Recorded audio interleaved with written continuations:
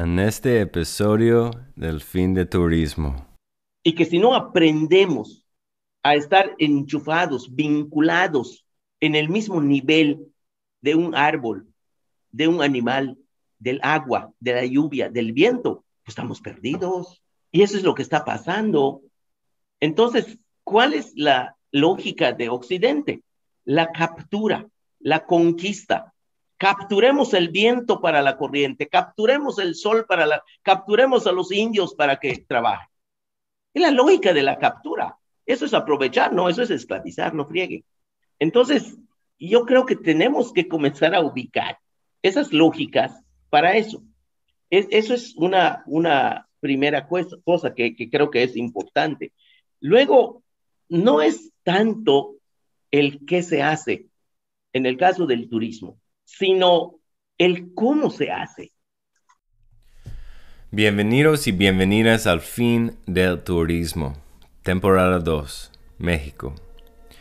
Durante la primera temporada, que está disponible en inglés en las principales plataformas de podcasts, amigos y amigas y extrañas en todo México se comunicaron conmigo y me pidieron conversaciones sobre lo que está sucediendo en México. Con episodios tanto en español como en inglés, hemos cumplido. Los episodios tocaron diversos temas que incluyen la gentrificación, la deforestación y el cambio climático, el desplazamiento, el turismo espiritual y psicodélico, el ecoturismo y el turismo comunitario, la hospitalidad y la interculturalidad, la industria en sí y el lugar de los trabajadores en ella.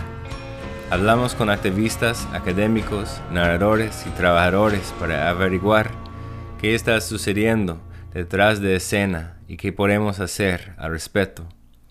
La temporada 2 está dedicada a nuestro difunto amigo y mentor Gustavo Esteva, abuelo, sabio y cofundador de la Universidad de la Tierra, Oaxaca, México. Estos episodios han sido planeados y organizados en colaboración con nuestros compañeros y compañeras de la Unitierra Oaxaca. Son despachos de la Resistencia.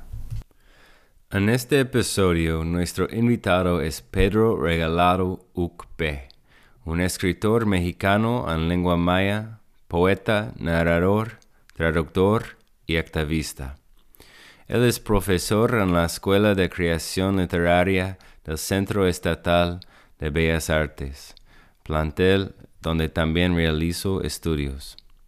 Pedro es integrante de la Asamblea de Defensores del Territorio Maya Mujjimbal. Esta organización tiene como objetivo defender su territorio del despojo que aplican las megaempresas de energía renovable en la península de Yucatán. Desde la página web de la Asamblea se dicen que somos mujeres y hombres mayas de diferentes comunidades de la península de Yucatán, mayormente ejidatarios y campesinos que ven afectados el territorio peninsular por megaproyectos de parques eólicos y fotovoltaicos, implementados por empresas que al clásico modo conquistador llegan a arrebatar nuestras tierras para desarrollar su negocio. Somos una asamblea itinerante, no una asociación civil. Nuestro espacio de encuentro es alguna comunidad de la península de Yucatán previo acuerdo entre la comunidad y la asamblea. Así compartimos nuestros problemas en torno a los megaproyectos y construir acuerdos sobre las estrategias de defensa de nuestro territorio. Bienvenido al Fin de Turismo, al podcast The End of Tourism, Pedro. Este, ¿Cómo se ve el mundo hoy? ¿Dónde estás?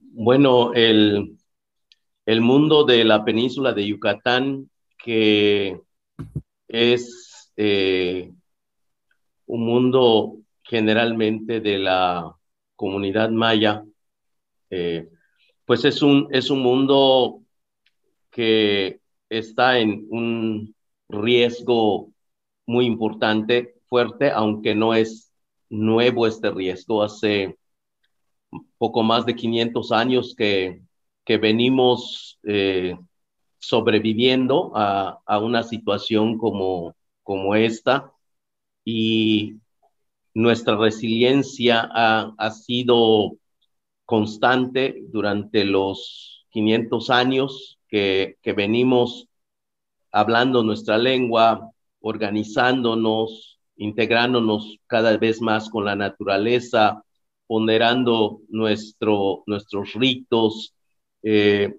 fortaleciendo nuestros mitos y produciendo y reproduciéndonos aquí, pero cada día las situaciones de riesgo son más novedosas, más estratégicas, más peligrosas, y que bueno, desde la situación política construida por los partidos, desde la situación evangélica construida por la religión cristiana y por otros actores que están en la península, pues nos ponen en una situación complicada.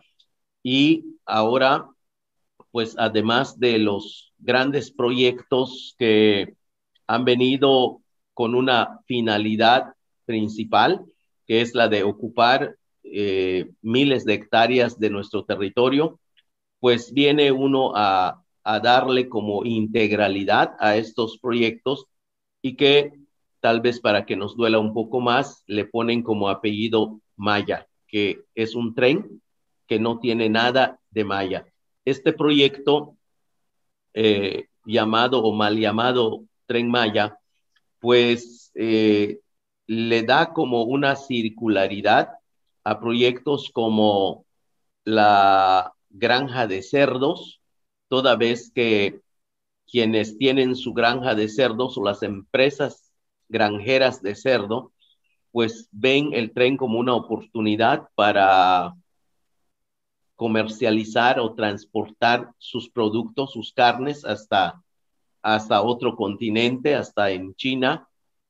Y los que siembran soya, igual los grandes proyectos o megaproyectos de soya, pues ya ven el tren como un espacio de carga para transportar su producto y para venderle también soya a los granjeros de cerdos, a los empresarios que generan energía llamada renovable a través de los parques eólicos y fotovoltaicos, pues ven una oportunidad para venderle corriente al tren. Y las empresas inmobiliarias, pues igual se frotan las manos porque van a construir grandes hoteles y restaurantes en las orillas de los cenotes, de las lagunas, de las zonas arqueológicas, y promover el turismo ahora con un medio de transporte mucho más eficaz para el negocio que ellos tienen. Todo esto no les sirve en absoluto a los pueblos indígenas. Es una cuestión completamente ajena para nuestros intereses, para nuestra cultura, para nuestra vida, y no solamente es ajena, sino dañina, porque se empieza con un despojo de nuestro territorio, y este mundo que nosotros miramos hoy es un mundo que cada día nos genera mayor miedo, nos genera mayor desesperanza, nos genera mayor inseguridad, y bueno, con la posibilidad de que en unos años, si esto no para, pues desaparezca la cultura maya, desaparezcamos como cultura o nos desaparezcan como cultura maya por este sistema que a día de hoy pues está construida sobre una base de impunidad, de injusticia, y de que todo este tipo de agresiones están ya legalizadas. Entonces, vemos un mundo sombrío, vemos un mundo de riesgo, un mundo peligroso, un mundo desesperanzador, y lamentablemente no hay como mucho de dónde aferrarnos, porque cada día como que van cortando las posibilidades de defensa y de resistencia también por estas políticas neoizquierdistas o neoliberales o neocapitalistas, de alguna manera hacen exactamente lo mismo, que es aplastarnos, desaparecernos y arrebatar nuestro territorio. Es así como vemos a día de hoy nuestro mundo. Mm. Gracias, Pedro, por compartirnos este panorama, también pues cómo se está viendo, cómo se está viviendo el mundo en el día de hoy. Y creo que es algo pues que compartimos desde los pueblos originarios, el contexto de violencia al que nos estamos enfrentando. Le hemos nombrado pues también que es una guerra, aunque muchas veces no es como tal abiertamente declarada, ¿no? Pero para nuestros pueblos pues ha existido en distintos momentos durante estos más de 500 años diversos escenarios de genocidio, por ejemplo, y es una violencia que se expresa en estas acciones evidentes y concretas, pero también se expresa a través de estos megaproyectos. Y bueno, pues queríamos preguntarte también, sabemos que, como mencionaste, hay un escenario actualmente de violencia, de desesperanza, pero creemos también que hay esperanza que se está tejiendo desde nuestras comunidades, no como una ilusión, sino como acciones organizadas concretas en el presente. Y ustedes, pues allá en el territorio maya, se han organizado también desde la Asamblea de Defensores del Territorio Maya y queremos que nos cuentes un poquito más acerca de esta asamblea, cómo se inició, cuáles son sus principales acciones, objetivos. Cuéntanos un poquito más de esto. Claro, la Asamblea de Defensores del Territorio Maya Muchichimbal tiene formalmente 4 años de haberse organizado y está, está compuesta por personas, hombres, mujeres, niños, que venimos de alrededor de 25 comunidades de la península de Yucatán, los 3 estados que conforman la península de Yucatán, que es Campeche, Quintana Roo y Yucatán propiamente. Y, y la razón por la que la asamblea se organiza tiene que ver justamente con el problema del despojo del territorio. Las empresas que llegaron con el discurso del desarrollo, con el discurso de crear empleos y de sacarnos de la marginación, pues tienen ellos como este discurso bien elaborado, pero el fondo de esto ha sido el despojo de nuestro territorio. Entonces, hubo un momento en el que dentro de las conversaciones que hacíamos en las comunidades, nos comenzaron a preguntar de qué manera podríamos hacer circular con mayor velocidad la información que tenemos sobre este tipo de empresas, porque la gente las desconoce, la gente de las comunidades las desconoce.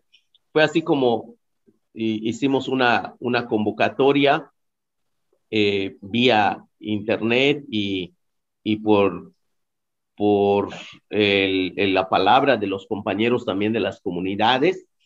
Y bueno, pues un 13 de enero del 2018, pues nos reunimos en la ciudad de Mérida, alrededor de 60 personas que pues no esperábamos tanta cantidad de gente, pensábamos que iban a ser como 20 personas, pero llegaron como 60 o más, y, y pues tampoco pensábamos organizarnos de una manera permanente.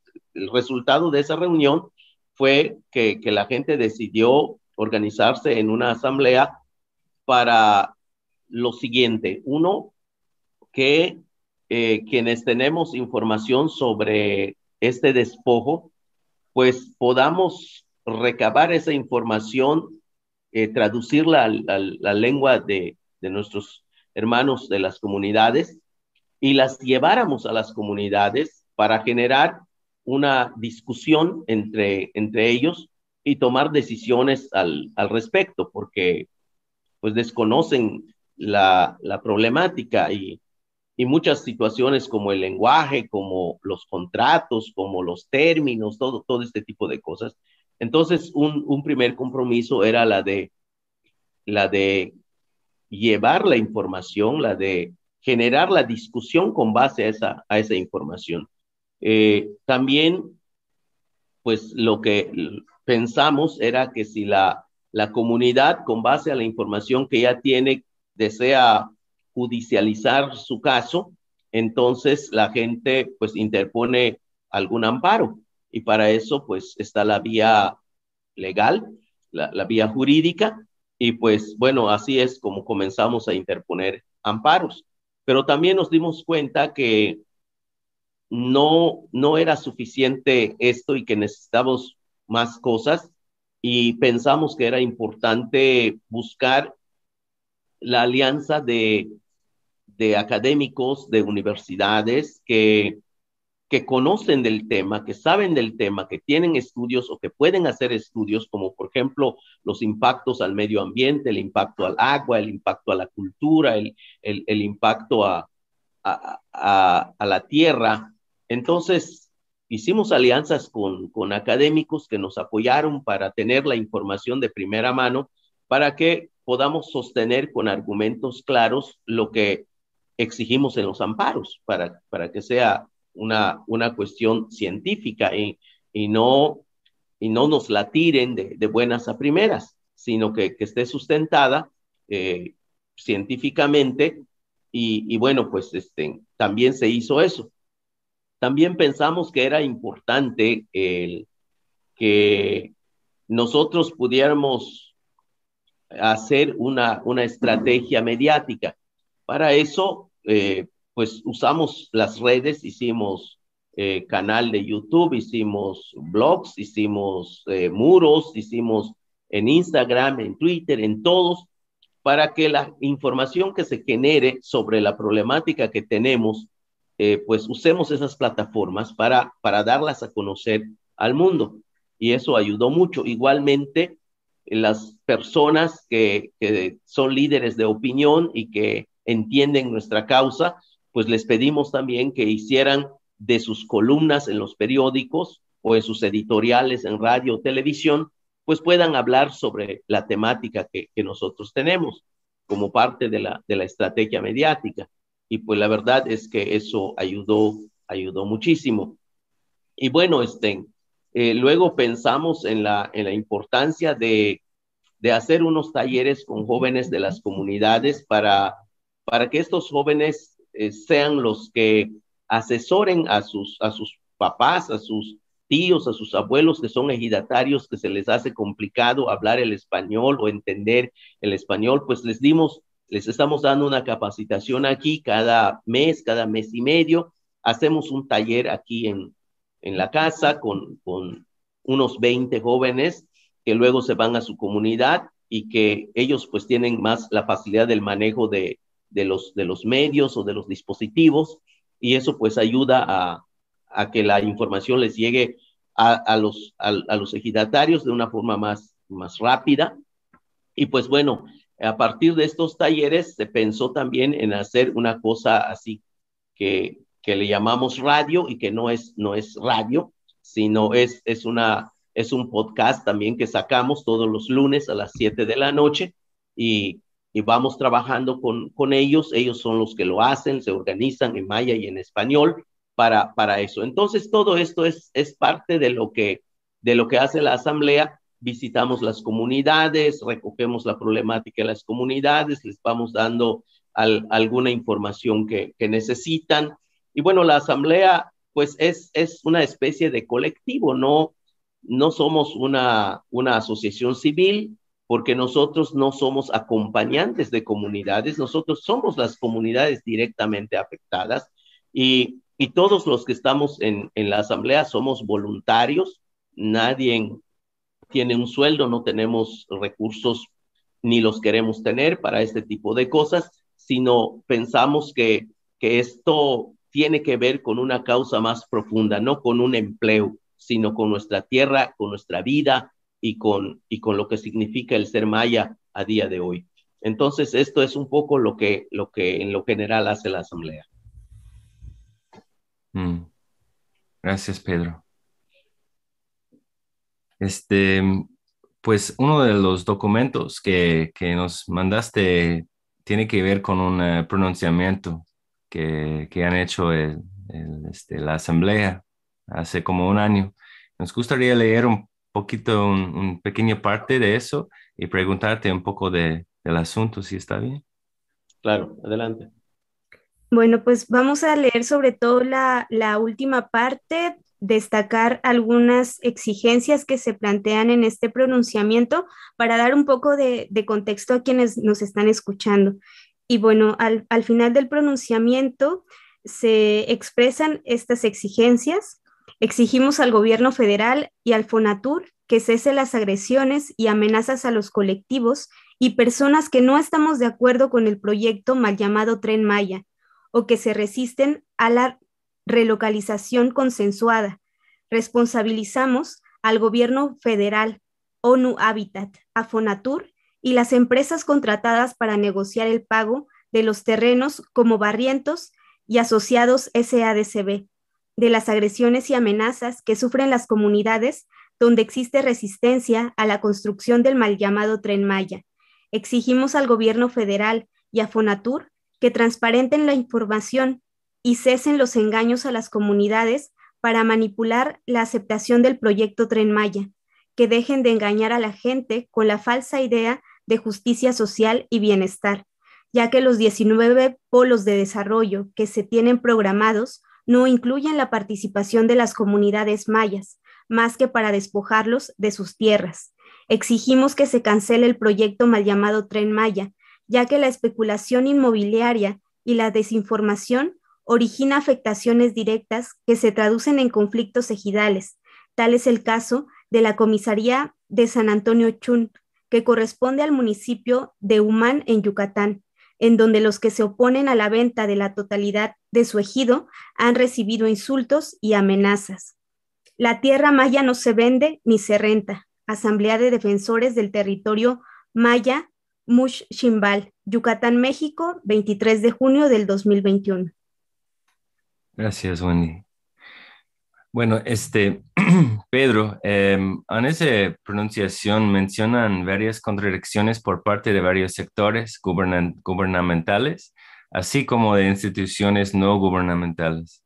Esto incluye el robo de objetos ancestrales, a menudo considerados, entre comillas, piezas arqueológicas, las consultas engañosas entre el gobierno y las aldeas, que a menudo se llevan a cabo para poner a una parte de la población en contra de la otra, y la falsa promesa de desarrollo a través de proyectos turísticos dirigidos por la comunidad. ¿Podrías elaborar estos temas, esquemas para nuestros oyentes? Lo que pasa es que el proyecto Tren Maya y los demás proyectos que he mencionado, pues son pensados, son planeados desde fuera de la realidad que viven nuestros pueblos. En ese pronunciamiento lo que hacemos es una especie de síntesis de todas las agresiones o de la mayoría de las agresiones que las instituciones de gobierno están haciendo en contra de los pueblos. Y lo dijimos porque el presidente ha salido a decir en sus conferencias mañaneras que pues vivimos en el mejor país del mundo y que todos estamos felices y que todo está muy bien. Y bueno, yo no sé realmente en qué mundo esté viviendo él, pero la verdad es que aquí hay amenazas, aquí hay muertes, aquí está la inseguridad galopando del crimen organizado, y que vemos una cosa curiosa. Quienes hemos defendido nuestro medio ambiente nos han acusado de pseudoambientalistas, nos han acusado de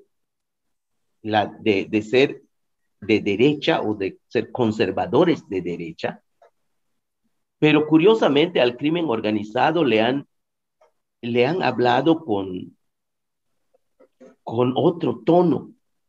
Es más, el presidente se ha proclamado el defensor de los derechos y del honor de estos hombres que andan matando. Entonces nos extraña esta actitud del presidente. Y pues cuando dice que vivimos en el mejor de los mundos, pues a lo mejor está pensando en su mundo, en su burbuja, y no en este mundo en el que nosotros estamos. Aquí hay un problema grave. De entrada, el arrebato a la tierra. Luego, la inseguridad. Luego, mayor pobreza. A 2 años de que se ha empezado a construir el tren, no hay ninguna comunidad que haya superado el problema de la pobreza. Que me muestren una solamente. No hay. El tema de la salud, de la educación, de la vivienda, de todo lo que necesitamos, del empleo, no hay. ¿Dónde está? Pero si revisas cuánto han ganado las empresas constructoras, vas a ver que se cuadruplicaron sus ganancias con la construcción del tren. Curiosamente, los resultados ahí están. Entonces, cuando nosotros hacemos este pronunciamiento, pues estamos diciendo, esta es la realidad que está pasando aquí con nosotros. Hay un discurso ahí arriba que lamentamos mucho porque ese discurso lo hemos venido escuchando de los sexenios anteriores, bueno, de hace 500 años y de los últimos sexenios, y este gobierno llega con un discurso diferente, pero apenas se sienta en la silla presidencial y se impone la banda, pues adopta ese discurso. Parece que hay algo allá en esa silla que descompone el trasero de quien se sienta y comienza a decir cosas de esta naturaleza. Entonces es lamentable que se renuncie a un compromiso con las necesidades de las comunidades y se adopte de nuevo los beneficios para las empresas. Eso es lo que nosotros hemos venido diciendo y sintetizamos en ese pronunciamiento para decirle a la gente que nos escucha que hay una realidad aquí y que pueden venir a la península a verla. Ahí está. No estamos inventando nada. Primero porque nosotros no tenemos ningún interés partidista. Eso debe estar claro. Nosotros no estamos buscando el poder, no estamos buscando fortalecer un partido, porque parece ser que el presidente solamente ve a sus contrarios y a los que le favorecen, a los que le aplauden. Para él no existen otra gente. Qué triste que la visión oficial sea esa. Nosotros aquí en la península de Yucatán, como pueblo maya, no estamos interesados en los partidos. Primero, porque los partidos son los que han echado a perder todo. De hecho, un acuerdo que tenemos en la asamblea es no hablar con ningún partido político. Entonces, no nos puede acusar de querer perjudicar su gobierno. En todo caso, lo que nosotros hacemos es mostrar su falso discurso sobre la justicia, la falta de cumplimiento de sus promesas de justicia que hizo en campaña durante más de 20 años, pues ha faltado a su palabra. Y vemos cómo quienes son víctimas y queremos reunirnos con él para decirle cuál es nuestro problema, no nos quiere recibir porque dice que puede poner en riesgo la investidura presidencial. Pero no así con los narcos, ni con las mamás y las abuelas de los narcos. Sí los va a buscar, los saluda, los abraza y dice, no le podemos decir Chapo, se oye feo, es Don Guzmán Loera, el señor Guzmán Loera, ¿no? En cambio, Pedro Uc, ¿no? Que ese pendejo que se chingue, ¿no? Entonces, eso es de verdad terrible a más de 500 años de conquista y dominación. Eso es lo que queremos decir. Finalmente estamos perdidos, aquí no vamos a ganar nada, estamos perdidos y mientras podamos hablar, vamos a decir la verdad que estamos viviendo, nuestra verdad, y si alguien lo duda, que lo venga a ver. Eso es un poco el fondo del asunto. Pues mucha fuerza, Pedro, muchas gracias también y que pues este mensaje, lo que está sucediendo en los territorios, lo que está sucediendo en el territorio maya, pues que pueda ser conocido en muchos lugares, en varios espacios, a través de los medios, como ya lo comentabas, porque muchas veces lo que se difunde es solamente esta versión oficial, que como ustedes también lo expresan en este pronunciamiento del año pasado, pues más bien juegan con un discurso, ¿no? Un discurso de justicia social, de bienestar, de desarrollo. Bueno, es parte de lo que quisiéramos seguir conversando contigo. Alguna de las cosas que hemos pensado es que desde los gobiernos, sea este o cualquier otro, como ya mencionaste, de cualquier color, en alianza con los empresarios, están impulsando estos megaproyectos porque de alguna manera esta idea del desarrollo viene también con una idea en la que los pueblos originarios no sabemos cómo aprovechar los recursos, ¿no? Tenemos ahí los muchos recursos y no los aprovechamos, entonces ellos, desde los gobiernos, desde las empresas, se supone que están haciendo una gestión para que se sepan aprovechar esos recursos. Desde aquí nosotros hemos reflexionado que gran parte de esta lógica que ellos siguen de desarrollo, de progreso, de bienestar, va en una lógica muy distinta a la que vivimos, pues quienes estamos habitando esos territorios, ¿no? Muchas de esas personas, de esos empresarios, de quienes están en esos gobiernos, pues no están habitando esos territorios, entonces al final las catástrofes que sucedan a partir de la imposición de estos megaproyectos, ellos no las van a vivir, entonces no pueden entender esta defensa, este cuidado del territorio que se hace. Creemos también que muchas veces quizás se ha perdido ese vínculo con la tierra y esa lógica que los ha atrapado pues ha sido una lógica más mercantil, una lógica capitalista y eso queríamos preguntarte. ¿Cómo han vivido ustedes esta experiencia? Creo que también muchas veces desde el turismo, pues aprovechando también lo que nos convoca en este podcast, el fin del turismo, viene siendo la manera en la que muchas personas, pues que no habitan estos territorios, que solo vienen una temporada, que vienen a divertirse, que vienen a escapar del agobio cotidiano de sus trabajos, vienen también con esta lógica un tanto extractiva, ¿no? Pero ahí en ese punto queríamos preguntarte, ¿cómo lo miras tú desde ese territorio donde habitas? ¿Cómo lo han mirado ustedes desde la asamblea? ¿Cómo ha sido su experiencia? Y si crees que habría alguna forma de lograr un diálogo de entendimiento entre estas dos maneras de concebir la vida y el territorio, o más bien pues ha implicado esta lucha constante, ¿no? Porque parece que del otro lado no lo logran entender. Claro, sí, yo creo que es importante, es muy importante que ubiquemos los espacios, las lógicas y, y las visiones.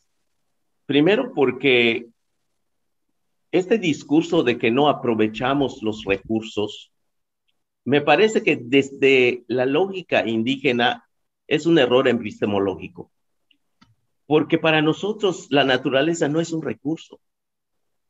Para nosotros la naturaleza es un hermano, es una madre. Entonces, de entrada, estamos desconectados con eso. Cuando alguien viene y nos dice, no han sabido aprovechar los recursos, contras llevamos aquí miles de años viviendo y existimos y existe la naturaleza. En cambio, ustedes donde están ya lo destruyeron. Eso no es aprovechar, eso es acabar. O sea, ni siquiera soporta un análisis desde su propia lógica. Ni siquiera. Y a nosotros no nos vengan a decir que aprovechemos el recurso, porque no hay recursos para nosotros. Nosotros somos apenas una partecita de esa naturaleza. Y que si no aprendemos a estar enchufados, vinculados en el mismo nivel de un árbol, de un animal, del agua, de la lluvia, del viento, pues estamos perdidos. Y eso es lo que está pasando. Entonces, ¿cuál es la lógica de Occidente? La captura, la conquista. Capturemos el viento para la corriente, capturemos el sol capturemos a los indios para que trabajen. Es la lógica de la captura. Eso es aprovechar, no, eso es esclavizar, no friegue. Entonces, yo creo que tenemos que comenzar a ubicar esas lógicas para eso. Eso es una primera cosa que creo que es importante. Luego, no es tanto el qué se hace en el caso del turismo, sino el cómo se hace. Porque ¿qué tiene de malo que la gente venga a visitarnos y a conocernos? ¿Dónde está lo malo? Al revés. Es bonito, es interesante, es agradable, es celebrativo que alguien venga a visitarme. El asunto es cómo viene. Si viene con una espada y aunque tenga una Biblia, pero quiere incrustarme la espada y después su Biblia, pues eso no está bien. El problema está en el cómo. ¿Cómo llega? ¿A qué llega? Entonces aquí llega la energía renovable, pero llega para quitarme mi tierra. Aquí llega un tren, pero llega a aplastarme. Entonces, no es el problema del qué, sino el problema es el cómo está llegando la gente con sus megaproyectos de producción y que ponen en riesgo nuestra vida. Entonces, yo creo que no es que no se haya buscado la manera del diálogo de nuestra parte, sino al revés, no nos han querido escuchar. Y lo puedo decir, digamos, ahora sí, como dicen los estudiosos, suponiendo sin conceder. Hay gente que puede ser que llegue con buena intención y quiera hacer bien las cosas, pero el hacerlo bien no implica que lo haga bajo la estructura del bien que él cree. Para que sea bien, tiene que preguntarme si también para mí es bien. Porque a lo mejor, yo siempre pongo un ejemplo burdo, pero que sirve de repente para quienes somos lentos para aprender. Alguien ve a una persona a las 5 de la mañana en un clima frío, pero que no tiene ropa. Y le lleva una camisa y le dice, hermano, protégete. Y le dice, hermano, yo no tengo mucho frío, lo que tengo es hambre. Entonces no sabemos preguntar qué es lo que se necesita. Eso en el caso de que haya buena intención. Pero aquí el problema es que ni siquiera hay buena intención. ¿Quién puede imaginarse? ¿Quién puede decir de verdad si López Obrador no sabe que debe preguntarnos? Si está en la ley, en el convenio 169 lo dice y hasta están las características de la consulta, que debe ser previa, libre, informada, culturalmente adecuada y de buena fe. ¿Cuál de ellas ha hecho? Ninguna. O sea, no se trata de inocencia, se trata de injusticia. No se trata de falta de conocimiento, se trata de exceso de maldad. Entonces, ese es el problema. Aquí, yo digo, si se va a trabajar el turismo, que se trabaje el turismo, que se trabaje todo lo que tenga que trabajar, siempre y cuando se trabaje junto con quienes estamos aquí, por una razón, para conservar este medio ambiente, para conservar nuestra vida, para conservar nuestra cultura y para que este mundo siga siendo diverso, para que todos tengamos derecho a seguir viviendo. Eso es lo que queremos. Pero si no se entiende así, pues estamos amolados. Esto es finalmente lo que pasa. Y aún así, las leyes son, digamos, lo mínimo, el tope. Pues no le alcanza a este gobierno, tiene que violar la ley todavía, su propia ley, para que nos pueda aplastar. Entonces estamos hablando de una situación terrible. Pero no es solo de este gobierno, de todos los gobiernos y también de los organismos internacionales.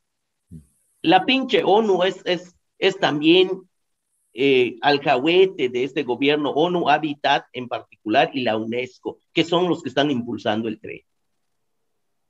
Nosotros hemos mandado cartas a la ONU. ¿Sabes cuántos nos han contestado? Ninguno. Porque ese tal Guterres que está como secretario general de la ONU, pues no sé a qué se dedica. Entonces, estamos con una situación así difícil y que creo que lo que hace falta es que la gente presione a su gobierno, pero no lo hace porque están las condiciones políticas de colonización y de dominio y la gente ha sido pues maniatada, enceguecida por una beca, por un programa, por una cosa que no entiende y que está ahí y el resultado es esto. Pero además crean un discurso cuando dicen, es que los indios están perdiendo la lengua. No lo están perdiendo, están matando a quienes hablan la lengua. Entonces, ahí está la realidad que nosotros miramos porque, porque somos los que lo vivimos aquí. Está muy chévere cuando dice, por ejemplo, el granjero, no es que mi granja cuenta con todas las posibilidades de mitigar los impactos ambientales que tiene. Ah, pero ¿dónde llevó su granja? Lo llevó a un pueblo que está a 100 kilómetros de la ciudad de Mérida y allí cuando viene el olor apestoso de su granja, quienes lo padecen son los pueblos. ¿Por qué no llevó su granja? Si de verdad su granja no impacta, ¿por qué no lo llevó a Mérida? Que lo ponga en Mérida, a ver. Ah, pero no, esos son chingones, ellos no pueden hacer eso, ¿no? Entonces, nos están haciendo pendejos, eso es la cuestión. Y muchos se dejan, y muchos, pues, no lo entienden, y muchos están con una situación lenta en el proceso de lectura que tiene esta historia, pues, actual. Pero, pues, así estamos, es complicado, pero lo que nos queda a nosotros es seguir luchando, no hay de otra, porque no tenemos alternativa. Si tuviéramos alternativa, escogeríamos la otra cosa, pero no tenemos, esto es lo que hay. Pues mucho de lo que has compartido en esta parte me recordaba algo que Gustavo Esteva nombraba como la hospitalidad y los límites de la hospitalidad, ¿no? Entonces, él decía, cuando tú mencionas también el problema no es el qué, que vengan los turistas, sino más bien el cómo.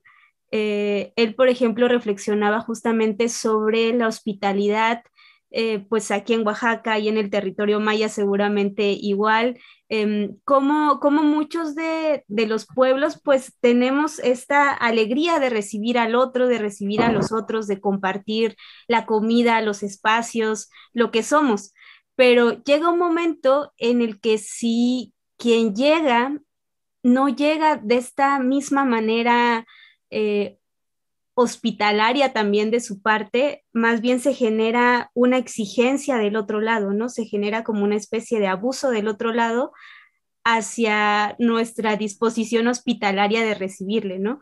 Que es parte de lo que sucedió quizás en la colonización. Muchas veces se hablaba antes de un encuentro entre las culturas y decíamos, bueno, no hubo un encuentro, hubo una imposición y hubo despojos y esa imposición fue violenta hacia nuestros territorios, ¿no? Entonces, creo que con lo que tú mencionabas hay parte de esta expresión hospitalaria desde los pueblos, desde las comunidades, pero algo que Gustavo retomaba era mencionar, hay ciertos límites de la hospitalidad, porque cuando se empieza a abusar de esa hospitalidad, cuando hay imposición por parte del otro lado, esa hospitalidad plantea límites y creo que es parte también de lo que se está haciendo en la época actual a partir de la imposición de estos megaproyectos.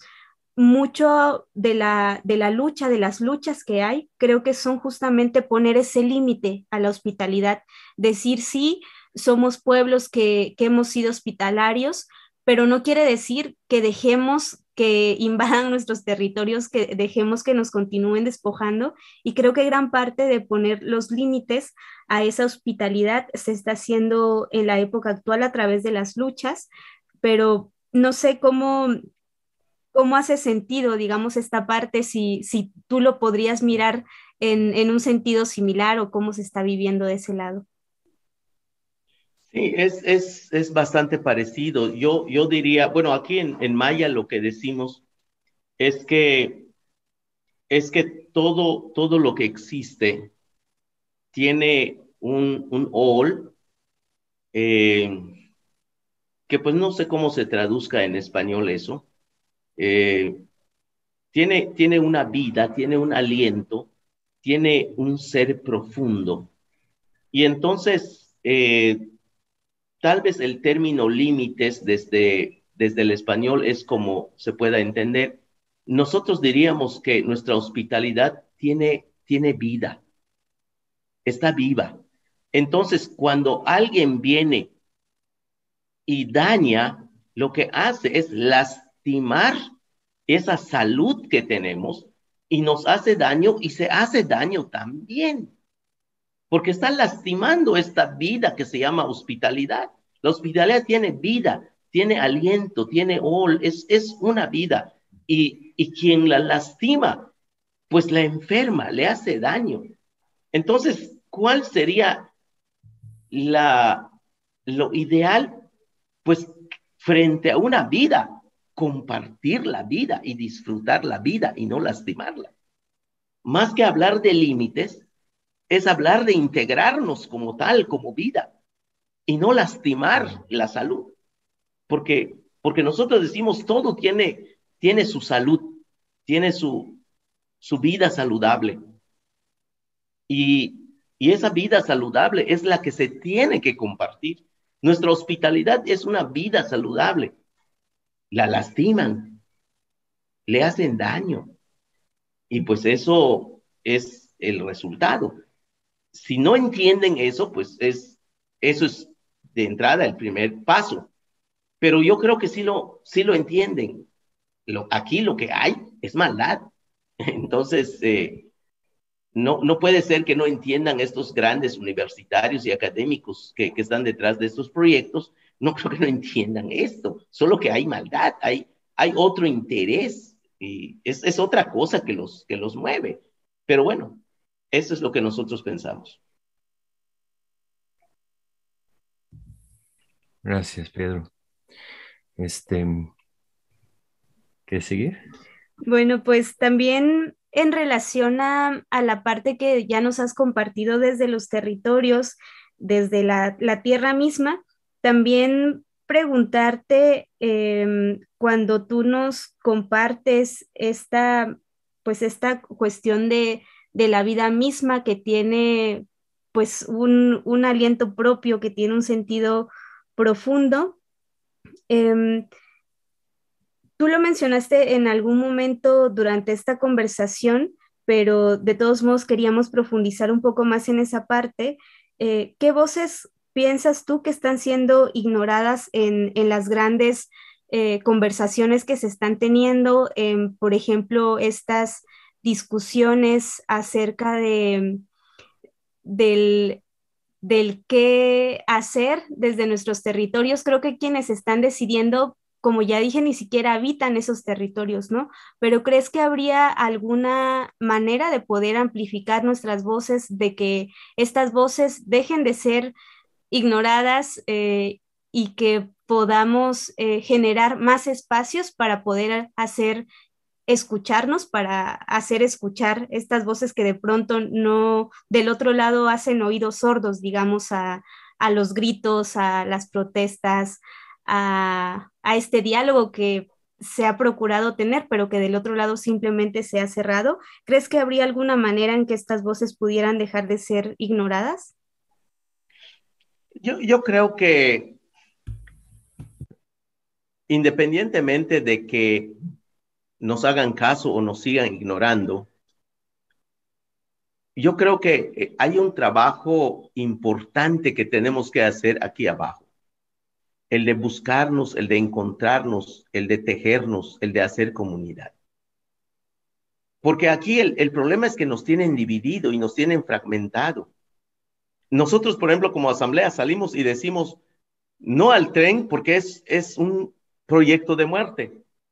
El gobierno le paga a un maya allá, no sé, 1,000 pesos y le dice, te voy a hacer un video y di que vamos a subirnos al tren. Y le da 1,000 pesos y dice, hay que subirse al tren. Y como el gobierno tiene los medios de comunicación y dice, ahí están los indios, están de acuerdo con el tren. Entonces, aquí creo que una primera cosa que tenemos que hacer aquí abajo es buscarnos, tejernos, hacernos comunidad. ¿Por qué?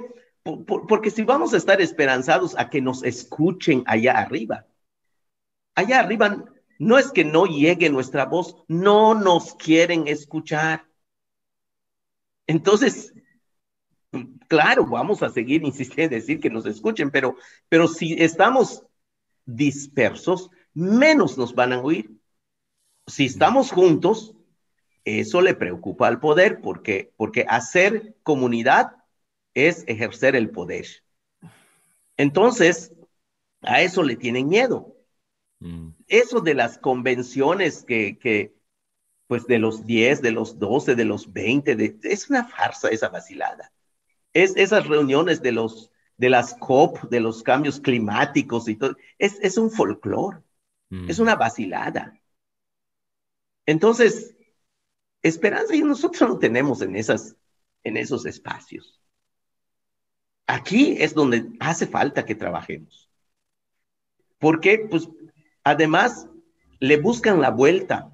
Por ejemplo, a mí me han invitado para ir a esos eventos y me dicen, oye, Pedro, te invitamos para que venga a este evento, para que escuchen la voz indígena. Yo lo que pregunto, ¿le van a hacer caso a mi voz o me van a usar de pendejo allá? Porque si me van a llevar allá para quemar a mi pueblo, pues ¿para qué me llevan? No, pues, si no me van a hacer caso, solo me van a usar, pues no voy y no he ido. Pero no falta alguien que diga, está chévere, vamos a conocer Inglaterra y vamos a la COP, no sé qué. Y ahí se van, les toman la foto, ahí están los indios, tienen presencia aquí. Nos están jugando el trasero. Y eso es engaño, eso es manipulación. Allá ya lo sabemos. Es más, la COP 13 de Cancún, allí firmaron un convenio que le llaman por la sustentabilidad de la península de Yucatán, que es la entrega de todos los recursos de la península a las empresas, en el marco de la COP. Y no faltaron allá los indios que trabajan de indios, que fueron allá para eso. Entonces, yo creo que el trabajo está aquí abajo, con nosotros mismos. Si no somos capaces de hacernos creer por nuestros hermanos, menos nos van a creer los de allá arriba. Sí, esos de allá arriba son muy listos para eso. Entonces, pues, así lo veo y no sé, a lo mejor hay otras maneras, pero la verdad es que no le tengo mucha esperanza a esos espacios de arriba. Gracias, Pedro. Pues sí, o sea, siento que hay una gran pobreza dentro de las vidas de las turistas que se tiene esa necesidad de escapar, ¿no? O sea, de no solo buscar otros lugares, de aprender otras culturas, pero también de esa necesidad de escapar sus vidas, de escapar la ciudad, de escapar sus trabajos y todo, ¿no? Entonces, pues, de donde vengo yo originalmente y pues donde sigo en las ciudades, o sea, sigo ese sentimiento de pobreza, de falta de comunidad y comunalidad y cosas así, ¿no? Entonces, asumiendo que pues hay turistas escuchando de esto, o sea, no se llamarían ellos mismos turistas, claro, ¿no? Pero, ¿qué mensaje te darías a los turistas nacionales o internacionales que tienen deseos a visitar el Yucatán, al fondo de todo este contexto del Tren Maya, la gente que van buscando sus bueno, ceremonias, entre comillas, en Tulum y lugares así, como Cultura Mérida y ruinas en otros lugares. ¿Qué mensajes tendrías para la gente que, pues, por lo menos gustarían respetar, aprender y quizás andar en solidaridad con el pueblo maya? Claro, y una primera cosa que me gustaría decirles es que son bienvenidos y creo que es importante que la gente se sienta acogida, que se sienta respetada, que se sienta bien en el lugar donde viene y nosotros no nos molesta, no nos incomoda que venga la gente, al revés, celebramos que vengan. Tal vez sí es importante que la gente que llegue pueda saber que se manejan dos discursos. Un discurso oficial que solamente busca el dinero, que ve el turismo como un negocio redondo, un gran negocio, y que no le importa los costos culturales, ambientales o lo que sea, y con el fin de llevarse el dinero, pero finalmente ni siquiera es de las comunidades, sino es de las empresas que controlan la empresa turística, el negocio turístico. Mm, Entonces, que la mm, gente sepa que, que hay un discurso oficial en ese sentido y, y que también sepa que hay una narrativa de los que estamos aquí y que nos da gusto que vengan, pero que sepan cómo vivimos, cómo somos y que no se violente ese modo.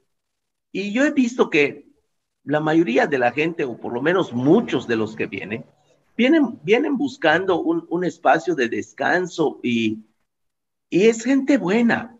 El problema es que vienen desde la lógica de una empresa que los engaña, que los manipula, que los arrastra, que bueno, les pone las cosas para echar a perder otras y para delinquir hasta muchas veces. mm. Entonces, es ahí donde creo que es importante que el turista pues pueda conocer y saber que hay discursos de diferentes tipos. Y si le fuera posible, no engancharse con los paquetes empresariales, sino que pueda ponerse de acuerdo con las comunidades o con una comunidad por lo menos, que pueda llegar a la comunidad y de allá tener la orientación de la comunidad sobre lo que quiere conocer, lo que quiere visitar y donde quiera gastar parte de su dinero. Que eso aprovecharía también la comunidad, pero además tendría una narrativa mucho más legítima y no el folclore que le venden por las grandes empresas. Entonces, a lo mejor por allí se puede ir avanzando en vez de engrosar el bolsillo de las empresas, puedan ellos hacer dos cosas buenas, que ellos la pasen bien, que tengan una buena narrativa y que también las comunidades se vean beneficiadas.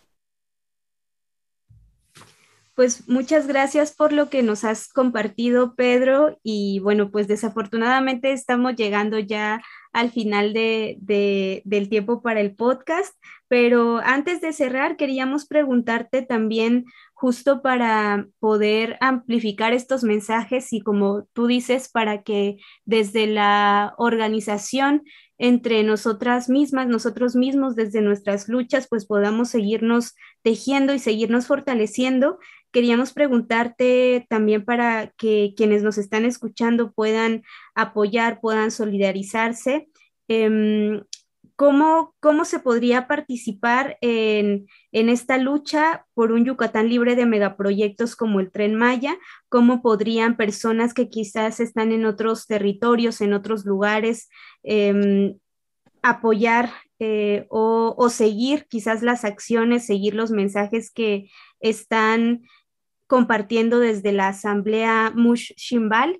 Y bueno, cómo podríamos seguirnos enterando de esas acciones y quizás de alguna manera participar en ellas. Claro, muchas gracias. Uno es que puedan visitar nuestros blogs, nuestras páginas y que conozcan lo que nosotros subimos allá. Nosotros tenemos una página como Asamblea Muchimbal, donde todos los días subimos información sobre lo que hacemos, lo que sucede aquí en la península en torno a los megaproyectos y bueno, pues que conozcan qué es lo que hacemos, ¿no? Lo otro es que nos ayuden a difundir eso. Es importante que se pueda difundir en otros lados porque muchas veces la gente solo conoce la versión oficial y no conoce la versión nuestra. Una tercera cosa es que si hay organizaciones o universidades o grupos que quieran escribirle al gobierno y decirle que el gobierno no sea malo con los indígenas, que cumpla su palabra, que están enterados de que el gobierno mexicano no está haciendo bien las cosas, que le escriban y que le digan, pues señor presidente, tenemos esta información y pues nos gustaría ver si usted puede, pues por lo menos considerar este tipo de cosas, porque hay un daño que se está generando en la vida de la gente. Entonces, en ese sentido, yo creo que ayudaría mucho a que las fuerzas que se den a nivel nacional e internacional, pues va a permitir que este gobierno pueda por lo menos comenzar a mirar estos espacios donde estamos y pueda rectificar a lo mejor, y si no, por lo menos que sepa que sus medidas injustas están siendo visibilizadas en el mundo. Pues muchas gracias, Pedro, y a todos de la Asamblea Muchimbal. Vamos a asegurar que todo de lo que mencionaste está disponible en los sitios web de la Unitierra y la Unitierra Oaxaca y también del Fin de Turismo, theendoftourism.com, cuando ya sale el episodio. De parte de mí, de Fin de Turismo, de Wendy, de la Unitierra Oaxaca y todos nuestros oyentes, nos gustaría agradecerte y todos tus compañeros y compañeras por su dedicación y compromiso a la lucha y la memoria de vida de su gente, de su cultura. Y un gran abrazo desde Oaxaca. Muchas gracias. Igual un abrazo para ustedes y gracias por la oportunidad de platicar. Muchas gracias. Un saludo, abrazos. Igualmente. Muchas gracias. Gracias a todos y todas por escuchar The End of Tourism Podcast. Si quieren ser los primeros y primeras para saber de nuevos episodios y ensayos, haga clic y suscribirse en Apple Podcasts, Spotify o cualquier plataforma de podcasts importantes y síganos en las redes sociales a través del identificador The End of Tourism. Los podcasts profesionales requieren mucho trabajo. Por eso hemos lanzado una campaña de Patreon para que este trabajo continúe y siga siendo accesible para todos. Puedes unirse a esta comunidad en patreon.com/The End of Tourism. Se pueden apoyarnos contribuyendo con cualquier cantidad y por supuesto hay obsequios recíprocos que se le presentan como resultado. Todo ayuda así que diríjense a patreon.com/The End of Tourism y mira cómo se pueden participar. Hasta la próxima. Adiós, compañeros y compañeras.